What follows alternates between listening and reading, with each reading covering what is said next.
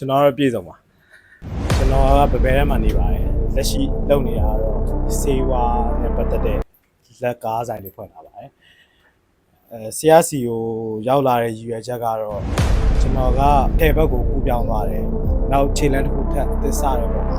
ဆရာနဲ့လက်တွဲတင်တယ်ဆိုပြီးကျွန်တော်ဒီကိုရောက်လာတယ်ပြီးတော့ local brand ဘိုင်းကိုလည်းကျွန်တော်စိတ်ဝင်စားတာအဲ့တော့ကျွန်တော်ကိုယ်တိုင်လေးလည်းလှုပ်ချင်လာတယ်ပြီးတော့ပညာတစ်ခုအနေနဲ့တက်ထားတယ်ဆိုလဲမမအောင်ဆိုပြီးတော့ဆရာစီကိုရောက်လာတာပါအကျိုးကျေးဇူးကတော့အများကြီးပဲ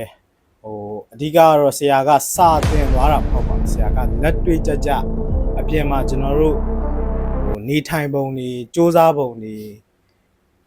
လူတယောက်ကိုစာမှာနေပညာရက်မှာနေ foundation ကိုဆရာသင်ပေးသွားတာပေါ့ဒီစီးပွားရေး level တခုရောက်အောင်ပါဆရာကဒီ business management ပါတွဲပြီးဆရာသင်ပေးသွားတာတွေလည်းမြင်ရတယ်ပြီးတော့လူငယ်တွေကိုလည်းဆရာအများကြီး motivation ပေးတာလည်းမြင်ရတယ်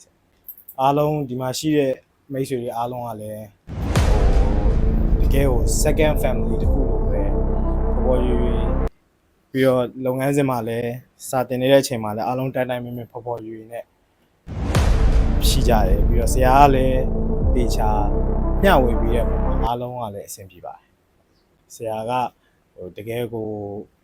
ကျွန်တော်တို့မတိနားမလဲတဲ့ဟာတွေကိုတကယ်အသေးစိတ်တိကျကျဆရာတွေမဟုတ်ပါဘူးဆရာစီမှာရှိတဲ့ကလေးတွေကအစကျွန်တော်တို့စိတ်ရှည်လက်ရှည်နဲ့ကိုတေချာလေးကိုတင်ပေးတာတွေ့ရပါတယ်